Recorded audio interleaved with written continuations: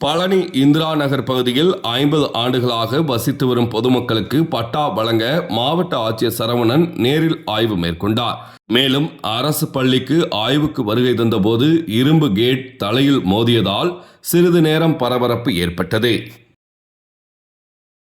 தமிழகம் முழுவதும் பல்வேறு அரசு கட்டிடம் மற்றும் அரசு நலத்திட்ட பணிகளை தமிழக முதல்வர் அவர்கள் விரைவில் திறந்து வைக்க உள்ளார். இதற்காக திண்டுக்கல் மாவட்டம் பழனியில் திண்டுக்கல் மாவட்ட ஆட்சியர் சரவணன் ஆய்வு மேற்கொள்ள வருகை தந்தார்.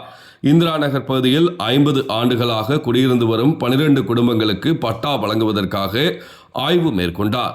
அதேபோல கோதைமங்கலம் பகுதியில் பள்ளி கட்டிடங்கள் மற்றும் சத்துணவு கூடத்தில் ஆய்வு மேற்கொண்டு குழந்தைகளுக்கு சாக்லேட்டுகள் வழங்கினார். கலிக்கநாயக்கன்பட்டியில் உள்ள அரசு உதவி பெறும் வாணன் நடுநிலைப் பள்ளியில் மாவட்ட ஆட்சியர் சரவணன் ஆய்வு மேற்கொள்ள வந்தபோது நுழைவாயில் கதவின் வழியாக சென்றபோது தலையில் மோதியதால் அதிகாரிகள் அதிர்ச்சியடைந்தனர். சுதாரித்துக் கொண்ட மாவட்ட ஆட்சியர் சரவணன் மேலும் தொடர்ந்து ஆய்வு மேற்கொண்டார்.